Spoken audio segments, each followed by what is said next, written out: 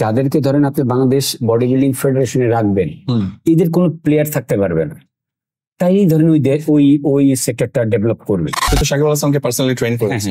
তো আমার মনে হয় না ওনার থেকে ভালো ক্রিকেট কেউ বোঝে। যে ছেলে একটা সময় বিরিয়ানি খাইতো, খিচুড়ি খাইতো, কিছু হইলেই ধরেন ফাস্টফুড খেয়ে ফেলতো, সে ছেলে আজকে 2-3 বছর ধরে এগুলো খায় না। কালকে ফাইন মর্নিং এ কালকে একটা অফার আসলো বিসিবি থেকে, দেবাশিস তোমাকে আমরা হায়ার করতে চাই ফিটনেস কোচ হিসেবে, এক কথায় বলবেন যোগ দিবেন কি দিবেন না, ইয়েস অর নো? আপনি খেলতে আসছেন, আপনি হেরে গেছেন, এর মানে আপনি তাকে অপমান করবেন যে নাম স্টেজ থেকে নেমে যা। তার অ্যাবডোমেনের একটু কাজ থাকতে হবে, লেগসের পশ্চাৎ ভালো থাকতে হবে, গ্রুপ ভালো থাকতে হবে। অ্যালকোহল আর সিগারেট এগুলা খাওয়ার ফলে একটা ছেলের বা একটা মেয়ের শরীরে কেমন ইম্প্যাক্ট পড়ে? যদি কেউ স্টেরয়েড নেয় তার তো সেক্সুয়াল লাইফে প্রবলেম হবে। ইয়েস, ঋতিক রোশন কিংবা জন আব্রাহামের বডি যদি আমরা আউট অফ 10 এ 8 দেই, সাইদ খানের বডিকে আউট অফ 10 এ কত দিব?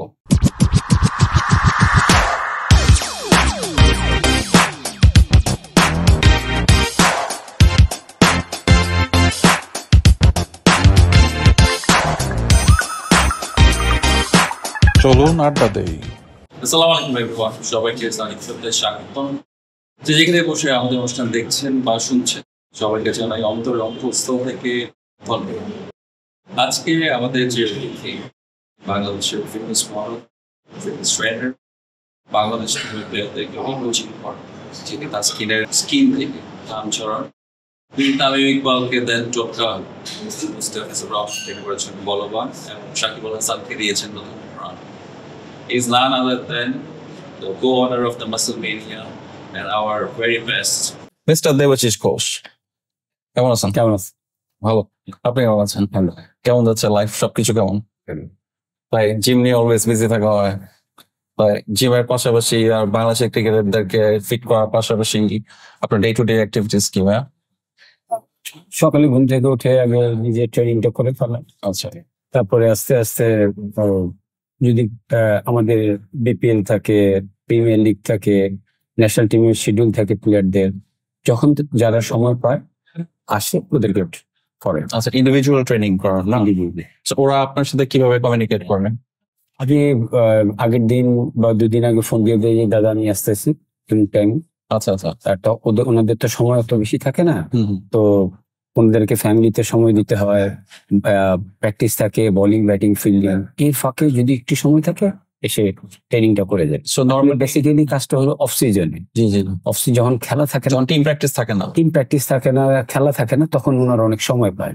কিন্তু যখন আমাদের ন্যাশনাল টিমের শিডিউল থাকে, ধরেন জিম্বাবুয়ে আসতেছে, নিউজিল্যান্ড, অস্ট্রেলিয়া, তারপরে শ্রীলঙ্কা, তখন আমাদের প্লেয়ারদের একদম সময় নেই। বোলিং ব্যাটিং এর পরে আমাদের মিরপুরে আমাদের প্লেয়ারদের অনেক বড় জিম আছে বিসিবি, ওই জিমের মধ্যে তারা করে ফেলে। আচ্ছা আচ্ছা, সোফার আপনি তো অনেক ক্রিকেট প্লেয়ারদেরকে ট্রেনিং করিয়েছেন, কেমন মানে কতজনকে আপনি ট্রেনিং করিয়েছেন, তাদের নাম কি? 2-3 জন বাদে সবাই কি অলমোস্ট লাইক পুরো বাংলাদেশ টিম আপনার আন্ডারে ট্রেনিং নিয়েছে। আপনার ফ্যামিলি সম্বন্ধে একটু জানতে চাই, আপনার ফ্যামিলির সদস্য? মা কিছুদিন আগে মারা গেল, বাবা, বোন, ভাইয়ের ওয়াইফ, 2 বাচ্চা, ছোট ভাইয়ের ওয়াইফ, সবাই একসাথে থাকে। আপনার ওয়াইফ? আমি এখন বিয়ে করেন নাই? কেন? আপনি তো most eligible bachelor of our country.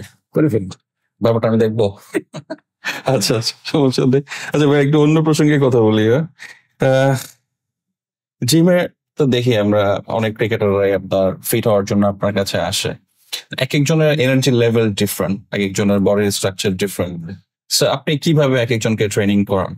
ধরেন যারা বেসিক্যালি পেস বলারদের জেনেটিক্যালি একটা জিনিস থাকে স্ট্রেংথ, মানে ধরেন অনেক যেমন আমাদের তাসকিন ভাই, উনি বোন যে জিনিসটা ওনার আছে, উনি হলো অনেক স্পিডে বল করতে পারে।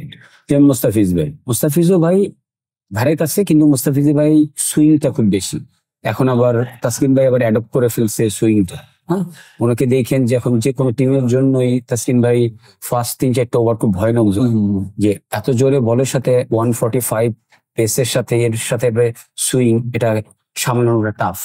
মানে ধরেন একটা বল জোরে আসতেছে, আপনি খেলতে পারবেন, কিন্তু একটা বল জোরে আসতেছে এর সাথে সুইং করতেছে, টাফ হয়ে যায়। তো মুস্তাফিজের ভাইয়ের লাস্ট আমাদের যে আইপিএলটা, আমাদের দেশের জন্য কিন্তু খুব বড় একটা অ্যাচিভমেন্ট যে উনি এবার আইপিএলটা অনেক ভালো করছে কিন্তু, এবং উনি যখন চলে আসে তখন কিন্তু আপনি হয়তো দেখছেন নাকি যে স্টেডিয়ামে সবাই প্লে কার্ড নিয়ে যে মোস্তাফিজ তোমাকে মিস করবো, হ্যাঁ। এই যে জিনিসটা একটা অন্য লেভেলে নিয়ে যাওয়া, এই জন্য থ্যাঙ্কস মোস্তাফিজ ভাই। Definitely he is doing much better. এখন ফার্স্ট ডিভিশন, প্রিমিয়ার লিগ অনেকে আসতে আসছে, কিন্তু বেসিক্যালি কি আমাদের দেশের ম্যাক্সিমাম প্লেয়াররা যখন আসে, যখন ধরেন 11th আওয়ার, মানে ধরেন আপনার খেলার সামনে এর আগে আসে 1-2 মাস আগে, তো ওনারা যদি সারা মানে পুরো বছর ওনারা যদি একটু জিমের সাথে ইনভলভ থাকে তাহলে মনে হয় এত কষ্ট করা লাগে না। এবং সব প্লেয়ারই আমাদের প্লেয়ারদের জেনেটিক কিন্তু খারাপ নয়। আমরা অলওয়েজ বলে ফেলি যে আমাদের দেশের প্লেয়ারদের ফিটনেস ভালো না, আমাদের প্লেয়াররা কিছু করতে পারবে না। না, আমাদেরও কিন্তু ওয়ার্ল্ড চ্যাম্পিয়ন হওয়ার পসিবিলিটি আছে, কিন্তু আপনি যদি সবার মধ্যে এই জিনিসটা থাকতে হবে। আমাদের কিন্তু পাইপলাইন যেটা বলে, আপনি আজকে দেখেন ইন্ডিয়াকে দেখেন যে ওরা রঞ্জিত খেলতেছে, 4 ডে ম্যাচ, 5 ডে ম্যাচ, তারপরে ওয়ান ডে টুর্নামেন্ট হচ্ছে, T20 টুর্নামেন্ট হচ্ছে, আইপিএল তো সবচেয়ে বড় আসর।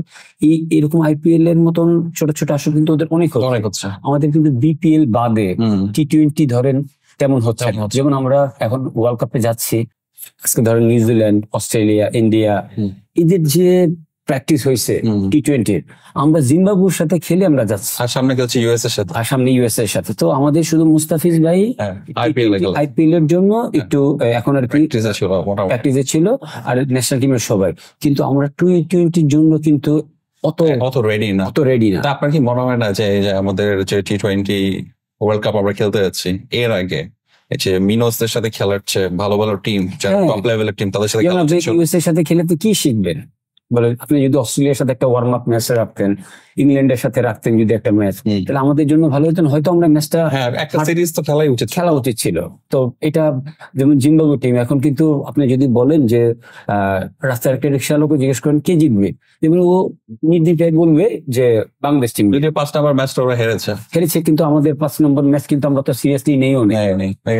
সবাই আমরা জানি এই জিনিসটা চলে এসেছে, আমরা তো সিরিজ জিতেই গেছি। তো আমরা যদি আমার কাছে এই জিনিসটা ভাইয়া খুব চিন্তায় ফেলে দিয়েছে যে লাস্ট যে ওয়ার্ল্ড কাপ ছিল, যেটাতে বাংলাদেশের পারফরমেন্স খুব খারাপ ছিল, ওই ওয়ার্ল্ড কাপ খেলার আগে বাংলাদেশের টিম প্র্যাকটিস খুব ভালো ছিল, ভালো ভালো টিমের সাথে খেলে বাংলাদেশ ওয়ার্ল্ড কাপ খেলতে গেছে। এরপরে যদি বাংলাদেশের এই অবস্থা হয়, এখানে যারা মিনোসদের সাথে খেলে, জিম্বাবুয়ে, ইউএস এর সাথে খেলে যদি ওয়ার্ল্ড কাপ খেলতে চান, মনে হয় না আশানুরূপ রেজাল্ট আমরা আশা করতে পারি। আপনার কি মনে হয়? না, এটা তো ভালো কথা বলছেন দাদা ভাই। আমাদের যে 50 ওভার যে ওয়ার্ল্ড কাপ হইলো, ওই ওয়ার্ল্ড কাপ কিন্তু আমাদের টিম ভালো ছিল। তো বেসিক্যালি হয়ে গেছিল আমাদের যে ধরেন আজকে 2-3 বছর ধরে আপনি যদি দেখেন যে আমাদের যে তাসকিন কিন্তু বিশাল ইমপ্রুভমেন্ট তাসকিনের, যে আমাদের যে কোনো টিমের সাথে উনি 2টা কি 3টা উইকেট আমাদের এনে দিচ্ছে। এরপরে সাকিব ভাই আসতেছে, মুস্তাফিজ ভাই আসতেছে, খেলাটাকে সহজ করে ফেলতেছে। কিন্তু ওই তাসকিন ভাইয়ের ইনজুরিতেই আমরা কিন্তু ব্যাকফুটে চলে গেলাম ওয়ার্ল্ড কাপে। আর আমাদের কিন্তু বাংলাদেশ টিমের মধ্যে মেইন যে প্লেয়ার, সবাই কন্ট্রিবিউশনই অনেক, কিন্তু সাকিব আল হাসান উনি এমন এক প্লেয়ার, উনি যদি মাঠে পারফরমেন্স না করে, বড় মঞ্চে বড় প্লেয়ারদের খেলতে হয়। উনি যখন 2-3টা ম্যাচ খারাপ করে ফেললো, তখন আমরা ব্যাকফুটে। সাকিব আল হাসান যদি 2-3টা ম্যাচে খারাপ খেলে, অন্যান্য টিম প্লেয়াররা মোরালি ডাউন হয়ে যায়। তা এখন হয়তো T20-তে আমাদের ভালো ভালো প্লেয়ার আছে, কিন্তু সাকিব আল হাসান সে যদি ধরেন সে যতদিন থাকবে, তার যে ক্রিকেটের প্রতি ভালোবাসা, তার যে সে দেখেন এমপি হয়েছে, আপনি তো দেখবেন এমপি হওয়ার পরের দিন কিন্তু সে মাঠে চলে গেছে। ইভেন সে ধরেন খেলায় নাই, খেলার মধ্যে এসে ধরেন এই জিম্বাবুয়ে সিরিজে কিছুই করে নাই, কিন্তু আমাদের কিন্তু জিম্বাবুয়ে সিরিজও যদি তাকান, একটা ম্যাচে কিন্তু উনি জিতে দিচ্ছে, কিন্তু আমাদের বোলিং করে জিতে দিচ্ছে। তো উনি এমনই একজন যে ওনার কাছে ক্রিকেটটা না খুব গুরুত্ব।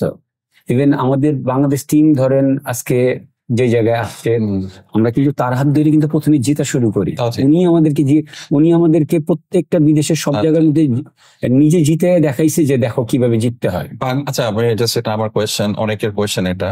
সাকিব আল হাসান অনেক ম্যাচ খেলেছে বাংলাদেশের হয়ে, অনেক ম্যাচকে বাংলাদেশের হয়ে জিতিয়েছে। আমরা যদি ধরি সাকিব আল হাসান খেলেছে বলে বাংলাদেশের উইনিং পার্সেন্টেজ 40%, সাকিব আল হাসান যদি না খেলতো উইনিং পার্সেন্টেজ কততে নেমে আসতো? দাদা মেন হইলো পৃথিবীর সব কটা টিমে, যে কোনো দেশে, মানে একজন একজন থাকে যে ম্যাচ জেতাবে। তো উনি তো ধরেন ভালো বোলিং করে, ভালো ব্যাটিং করে, মিডল অর্ডার ব্যাটসম্যান। তো মিডল অর্ডার ব্যাটসম্যানদের কাজই কিন্তু থাকে ম্যাচ জেতানো। আবার ওয়ার্ল্ড কাপে উনি 612 রান না কত রান, ওইটার মধ্যে কিন্তু উনি চ্যালেঞ্জ করে কিন্তু ওয়ান ডাউনে নেমেছে। তো উনি কিন্তু অনেক লং টাইম উইকেটে ছিল। তো দেখা গেছে কি যে দাদা ভাই বয়স তো হয়ে গেছে দাদার, তখন একটা সময় আপনাকে চলে যেতে হবে।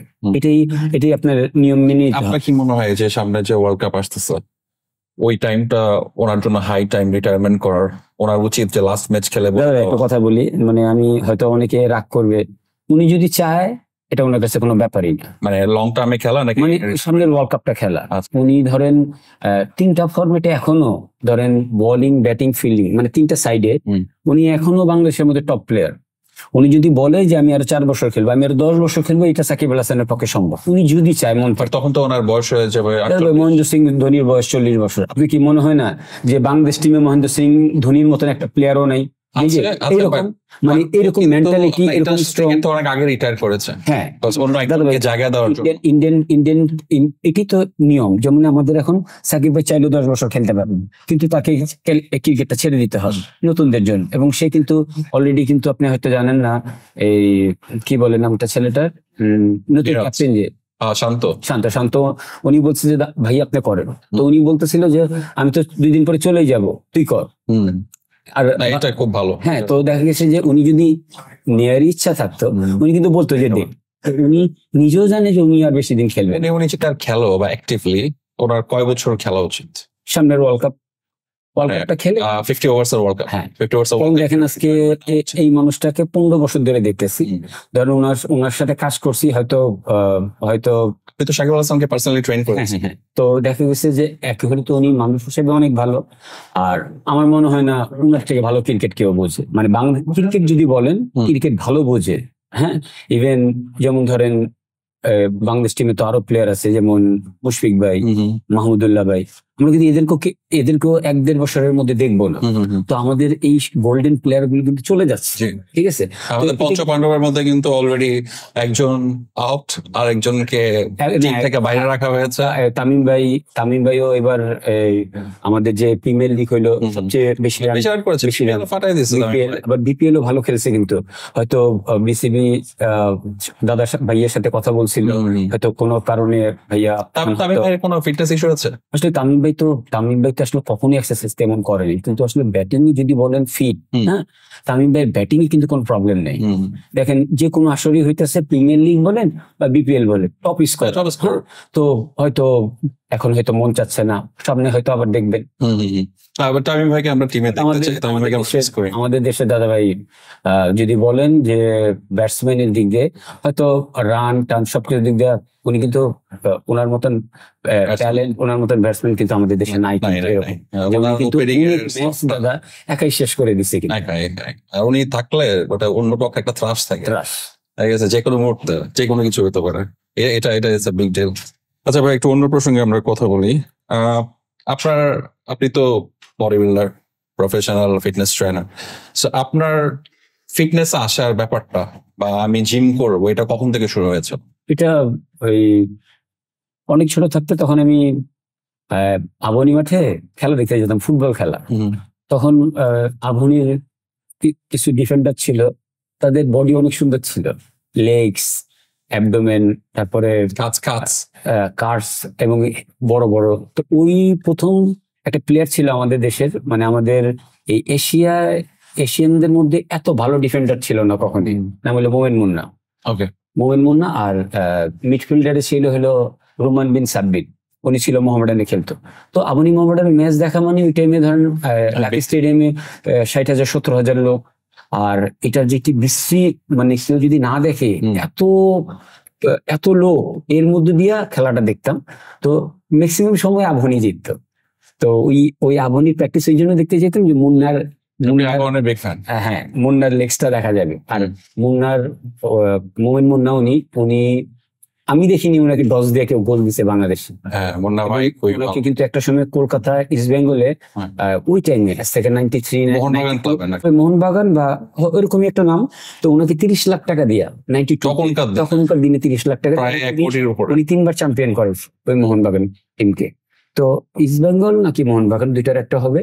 তো আমাদের দেশেও ধরেন যদি বলা হয় যে সর্বকালের সেরা ফুটবলার এই লোকটাকে, এই ওনার লোকটা, মধ্যে আরেকটা আছে। লোক আছে যে রোমান বিন সাব্বির, মানে দুইজনের খেলা দেখছি আমি, দুইজনকে পাইছি, মানে এই যাবৎকালে এইরকম প্লেয়ার আমাদের দেশে ওনার ফুটবলার থেকে আছে। ইন্সপায়ার হয়ে আপনার মোটামুটি জিমে যাচ্ছেন। হ্যাঁ হ্যাঁ হ্যাঁ, তো অনেকে উনাকে বাংলাদেশে দেখেছি কিন্তু যে আপনার মানুষের ডিফেন্স এত সুন্দর একটা ফুটবলারের হতে পারে। হয়। বাংলাদেশে অনেকে আমরা দেখি যে আপনার সালমান খানকে আইডল মনে করে, জন ইব্রাহিমকে আইডল মনে করে।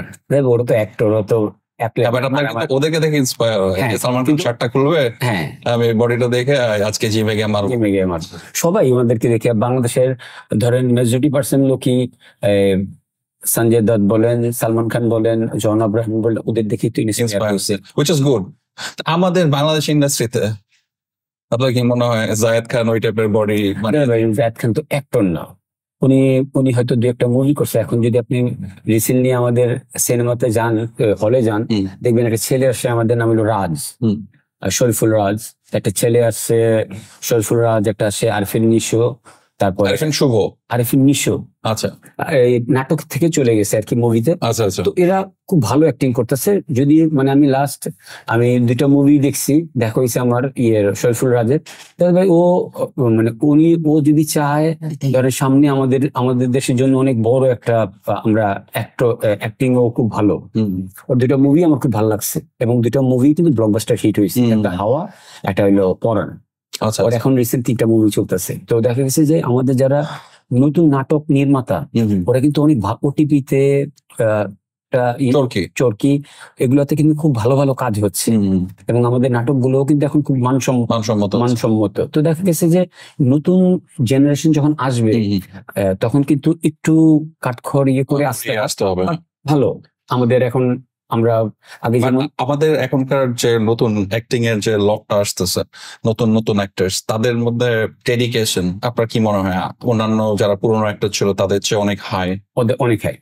দাদা কোনো মানুষ যদি শিক্ষিত হয়, হ্যাঁ, পড়াশোনা করা থাকে, তো দেখা গেছে যে তারা যখন একটা ক্যারেক্টারে ঢোকে, একবারে ডেপে ঢোকে, এটা কিন্তু সবাই পারে না, ন্যাচারালি থাকতে হয় অনেকের মধ্যে। যেমন আরফিন নিশোর লাস্ট যে মুভিটা সুড়ঙ্গ, ওটার মধ্যে আপনি দেখছেন নাকি আমি জানি না, আরফিন নিশো ভালো অ্যাক্টিং করছে, কিন্তু আমাদের যারা বর্ষিয়ান অ্যাক্টর আছে, যেমন শহীদুজ্জামান সেলিমের যদি আপনি অ্যাক্টিং দেখেন, তো উনি হয়তো অনেক বড় নায়ক ছিল না, কিন্তু খুবই ভালো actor হিসেবে ভেরি গুড। মাথা নষ্ট করা, মানে Very পুরো মুভিটাকে অর্ধেক থেকে একাই টেনে নিয়ে গেছে মুভিটা। হ্যাঁ, ওনার ওই যে চিটাগাং ভাষায় কিছু হ্যাঁ, কথা হ্যাঁ। বলেছে, হ্যাঁ, অনেক সাদা করেছে। সালিম ভাই ভালো অ্যাক্টিং করছেন। একটা স্টুডেন্ট আসলো আপনার কাছে, সে একদম পুরো বিগিনার, তার জিম করার ইচ্ছা, তার ভালো বডি বানানোর ইচ্ছা, লাইক যার প্রফেশনাল বডি বিল্ডার ওই টাইপের ইচ্ছা নিয়ে আপনার কাছে আসছে। বাট ওর কিন্তু বেসিক খুবই উইক, কখনো জিমে যায়ই নেই। বাট ও বলছে যে দাদা আমার তো বডি বানাতে হবে, আমি স্টেরয়েড নিতে চাই, আমি কিভাবে কি করবো, আমি কি স্টেরয়েড নেওয়া উচিত, আমি কি মেডিকেল ফার্মেসি থেকে গিয়ে কিনে আনবো? তো এই ক্ষেত্রে আপনার কিভাবে মতামত? আসলে দাদা ভাই মেন হলো স্টেরয়েডটা ইয়েতে, এটা হলো ইলিগেল, এটা এটা ফার্মেসিতে পাওয়া যায় না। তো এটা আমাদের দেশে কিছু জিম মালিক যারা আর কি, ওরা বিদেশ থেকে এনে ওরা সেল করে। তো কোনো ছেলে যখন যাচ্ছে যে ভাই আমি বডি বানাতে চাই তোমার মতন, একটা বডি বিল্ডারকে বলতেছে, তখন ও বলতেছে যে তাহলে তোমার স্টেরয়েড নিতে হবে। ও প্রথমে ওকে এক্সারসাইজ না দেখে না শুনি ওকে প্রথমেই একটা বড় একটা চার্ট ধরে দিচ্ছে যে তুমি এটা করো, এটা করলে তোমার এটা হবে। তো যে ছেলে কোনোদিন এক্সারসাইজ করেনি, আপনি যাই বলবেন ও তাই শুনবে, ঠিক আছে? তো ও নিচ্ছে, নেওয়ার পরে ধরেন যখন 1-2 বছর যাচ্ছে, ওর বডি হয়ে গেছে, ও হিরোদের মতন রাস্তাঘাটে চলাফেরা করতেছে।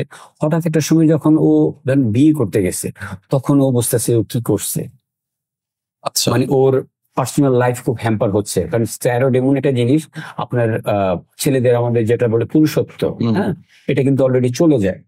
এটা কিন্তু আপনি নিজের হরমোনটাকে স্টপ করে দিয়ে নতুন আর্টিফিশিয়াল একটা হরমোন আপনি বডির মধ্যে দিচ্ছেন, এবং আপনার বাবা মাও জানতে পারতেছেন না যে আপনি কি করতেছেন জিনিসটা। বাবাকে বলতেছে বাবা আমার টাকা লাগবে দাও, আমি জিমে ভর্তি হবো। তো বাবা মনে করতেছে ছেলে টাকা আছে, আমি ছেলেকে দিই। কিন্তু ছেলে যে তার লাইফটা স্পয়েল করে ফেলতেছে, ড্যামেজ করে ফেলতেছে, শেষ করে ফেলতেছে শুধু জাস্ট বডির জন্য। আপনার বডি দিয়ে কি হবে? আপনার মধ্যে এডুকেশন নাই, আপনার মধ্যে আপনি সিনসিয়ার না, আপনি বডি দিয়ে কি করবেন? মনে করতেছে বডি দিয়ে আমি হিরো হয়ে যাবো। আরে বাবা, তোমার তো কোথাও জব করতে হবে বা বিজনেস করতে হবে, তুমি তো নিজেকে শেষ করে দিলা। একটা মেয়েকে যখন আনবে, মেয়ের জন্য তুমি কিছুই রাখলা না জিনিসটা। তোমার বাবা মার লাইফ অনেক প্রবলেম, এবং আপনি বাবা মার সাথে আপনি, বাবা মা আপনার সবচেয়ে বড় ফ্রেন্ড, তাদেরকে আপনি জানাইলেন না যে আপনি কি কাজটা করতেছেন। মানে আপনার শরীরের মধ্যে এমন একটি ইনজেকশন নিচ্ছেন যে কেউ জানতেছে না। যখন আপনি লাইফে একটা ভালো পর্যায়ে যাচ্ছেন, বিয়ে করবেন, যখন দেখলেন, তখন আপনি বললেন যে আমার এই লোকটা আমার এমন করছে, তখন আপনি গিয়ে তাকে কিছুই বলতে পারলেন না। এটা কি লিকুইড ফর্ম যেটা ইনজেক্ট করতে হয়? ইনজেকশন তো হিপের মধ্যে নেয়। আচ্ছা, আমাদের ধরেন যারা মিস্টার বাংলাদেশ খেলতেছে, আমরা একটা সময় পুরো বাংলাদেশ বডি বিল্ডিং এর জন্য আমাদের একটা শো হইতো মিস্টার মাসেল মেনিয়া। তো ওইটার মধ্যে ভাইয়া এমন হয়ে গেছে যারা ধরেন সবাই নিচ্ছে, যারা বডি বিল্ডার ওরা নিচ্ছে, ধরেন বাইরের তো ধরেন এটা টাকা আছে, আমাদের দেশে তেমন টাকা নেই, কিন্তু যারাই ধরেন নিচ্ছে তারা কিন্তু অনেক সাফার। ধরেন তার পার্সোনাল লাইফে বলেন, আপনি যখন এটা ছেড়ে দিবেন, আপনি পৃথিবীর অনেক বড় বড় বডি বিল্ডার দেখছেন মারা গেছে।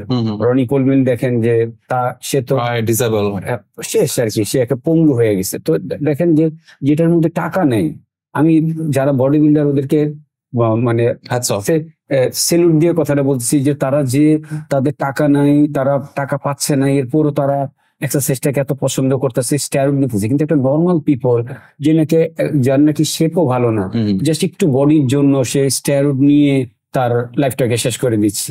যদি কেউ শর্ট রানে স্টেরয়েড নেয়, লং রানে না নেয়, শর্ট রানে নিলেও কি ইমপ্যাক্ট আছে? এটা তো একটা ক্ষতি হবেই আপনার। মানে আপনার হয়তো মাথার চুলে সমস্যা হবে, শারীরিক কোনো দুর্বলতা থাকবেই। আপনি একবার নেন বা একটু নেন, এটা হবেই। অনেকে বলে না, আপনাকে যখন দিবে তখন বলবে না একটু নিলে কোনো প্রবলেম হয় না। আপনি শরীরের মধ্যে বাজে একটা জিনিস ঢোকাচ্ছেন, এটা তো ক্ষতি হবেই। না, এটাই বাট স্টেরয়েডের উপর অনেকে ঝুঁকে পড়ছে, এটা আমি দেখেছি। ছেলেপেলেরা এক্সারসাইজ করছে। আর এখন আমাদের, আপনি যদি একটু খেয়াল করেন, আমাদের যারা কি ছোট, যারা ধরেন ও লেভেল এ লেভেলে পড়ে, তারপর ধরেন যারা ম্যাট্রিক দিচ্ছে, ইন্টার দিচ্ছে, এদের কিন্তু খুব তাড়াতাড়ি জিনিসটা চাচ্ছে। আমি শাহরুখ খান কাছকে দেখছি, আমার এরকম ফিজিক লাগবে। আরে বাবা, শাহরুখ খান কাছকে একদিনে এই জায়গায় আসে না, সেও এক্সারসাইজ করে। শাহরুখ খানও কিন্তু স্টেরয়েড নেয়, কিন্তু বাট ওদের তো ভাইয়া অনেক টাকা, ওরা এটার পিসিটি বলেন, ওরা ট্রিটমেন্ট করাইতে পারে, কিন্তু একটা নর্মাল লোক তো পারবে না। একটা স্টুডেন্ট, তার বাবা মালনি ইনকাম 40,000 50,000 টাকা, সে যদি স্টেরয়েড নেয়, তার বাবা তো এটা বিয়ের করতে পারবে না। তখন কি হবে?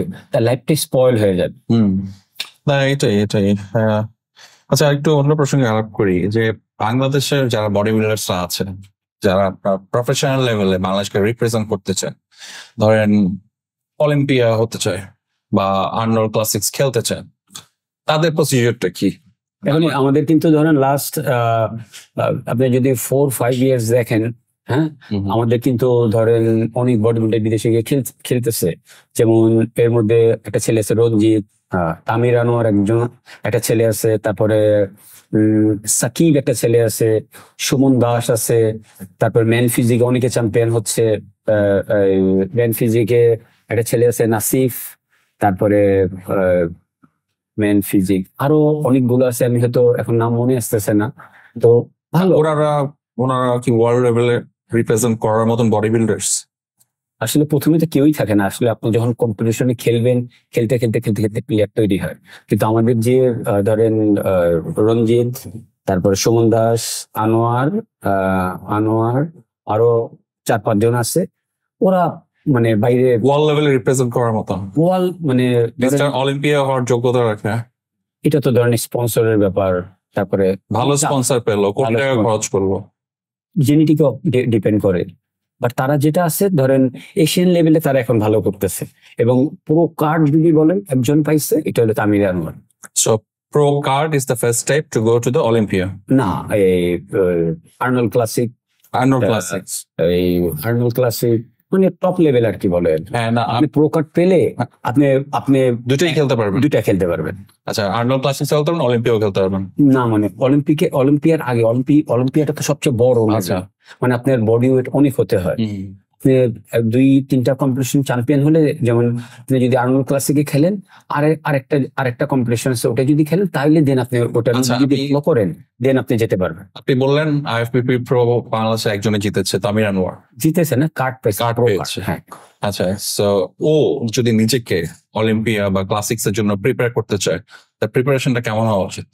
দেখুন, এটা তো ধরেন ওর একটা কোচ লাগবে, বিদেশি কোচ, যে নাকি এখন ধরেন যারা ক্লাসিক্যাল একজন আছে, উনি 5বার চ্যাম্পিয়ন হয়েছেন, ওনাদের মতন ট্রেনিং লাগবে, খাওয়া দাওয়া লাগবে, আমাদের দেশ থেকে স্পন্সর লাগবে, সম্ভব। তাইলে সম্ভব।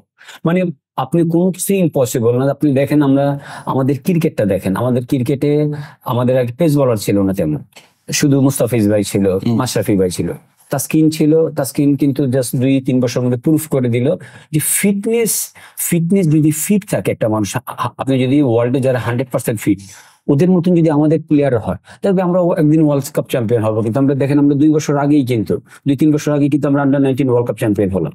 তো কোনো কিছুই কিন্তু ইম্পসিবল না যদি আপনি স্পন্সর পান।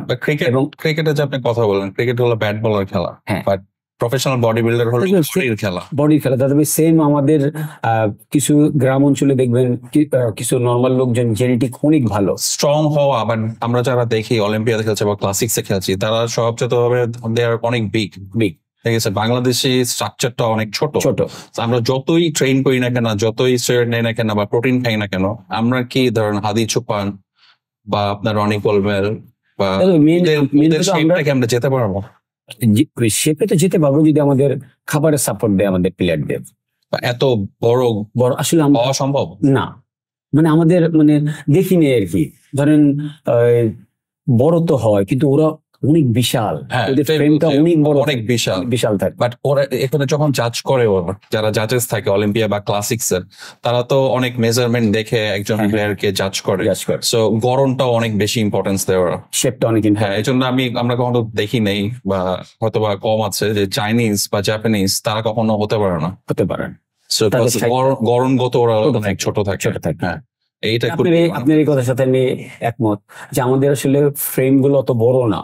দেখবেন আমাদের বাংলাদেশের প্লেয়ারদেরও দেখবেন যে আমরা একটু লিন টাইপের হই, একটু লম্বা টম্বা, একটু সোজা টাইপের। এটা কি ধরেন, আমি একদম প্রথম থেকে আসি, যেমন আমি অস্ট্রেলিয়াতে থাকি, আমি যখন দেখি আমার আশেপাশের স্পোর্টস যারা খেলে, তারা যেভাবে নিজেকে ট্রেন করে, ওরা যেভাবে ফুড খায়, নিউট্রিশন নেয়, সাপ্লিমেন্টস নেয়, এটা অন্য লেভেলের। মানে ছোটকাল থেকে তাদের খাওয়া দাওয়া, তাদের সাপ্লিমেন্টস, ওয়ার্কআউট করা, কাজ করা, একটা প্রপার প্ল্যানের মধ্যে দিয়ে আগায়। ওরা কিন্তু আপনার খাবার দাবার প্রতি আপনার জোর দিবেই, উপর লেভেলের প্লেয়ার হোক আর নিচে বিগিনার হোক, তারা কিন্তু খাবার দাবারের উপর জোর দিবেই। আপনার সাপ্লিমেন্ট নেবে, নিউট্রিশন খাবে, ভালো ভালো খাবার খাবে।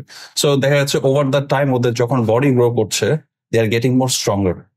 যেখানে বাংলাদেশে কোন একটা স্পোর্টস অ্যাথলিট ওরা যখন আস্তে আস্তে বিল্ড আপ করে, তারা দেখা যাচ্ছে একটু ছোট হচ্ছে বা অত লম্বা হচ্ছে না, হলো পুষ্টির অভাবে বডি ওভাবে গ্রো করছে না। এই ক্ষেত্রে আপনার অ্যাডভাইস কি? আসলে ডায়েটটা অনেক বড় ইম্পর্টেন্ট।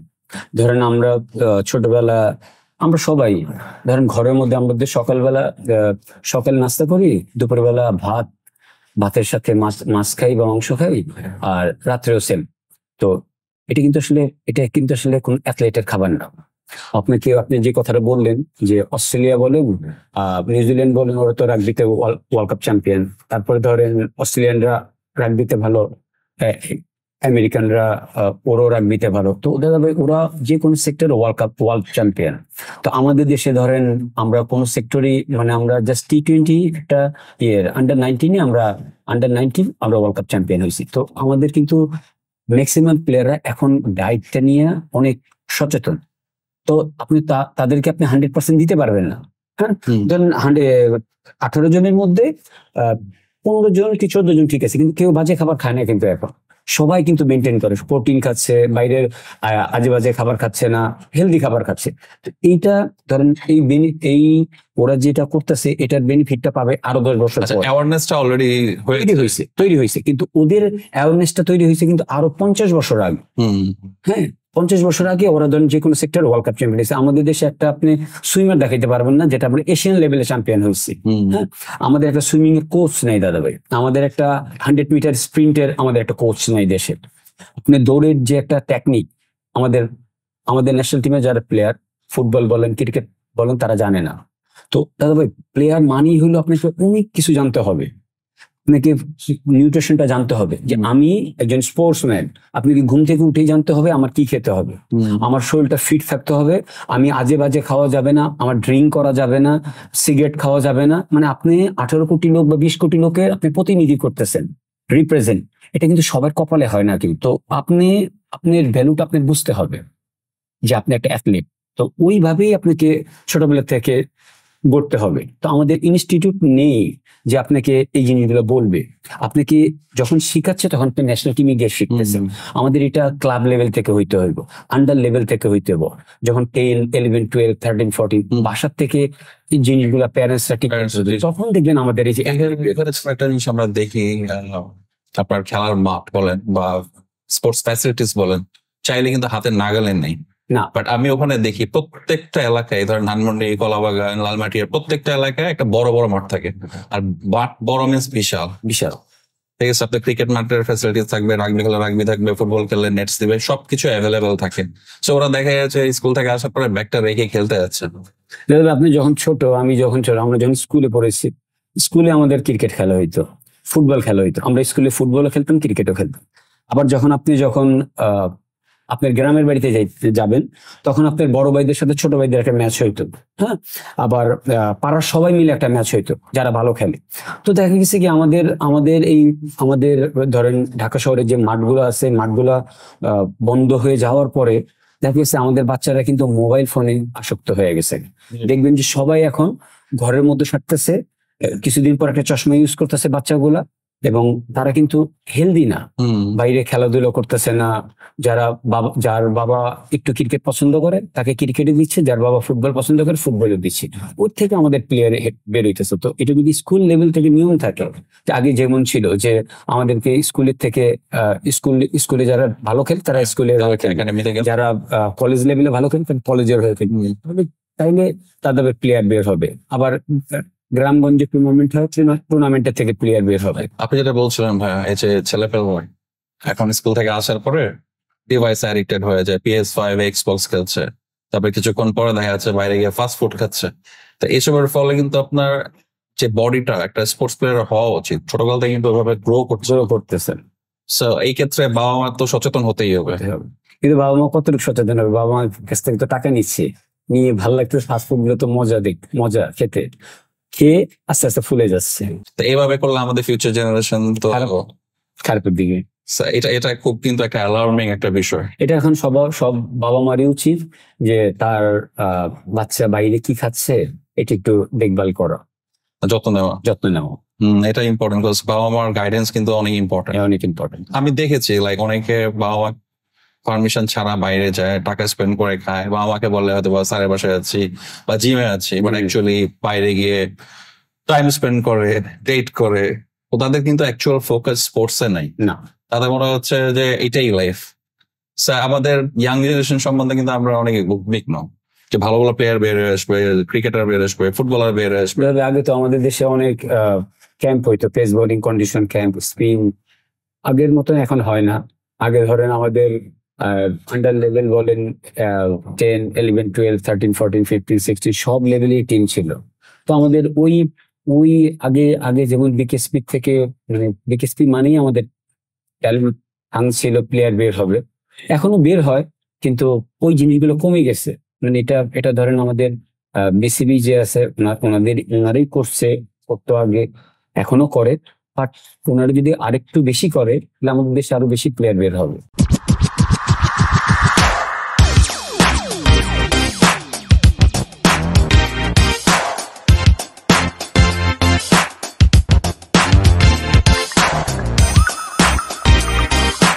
চলুন আড্ডা দেই।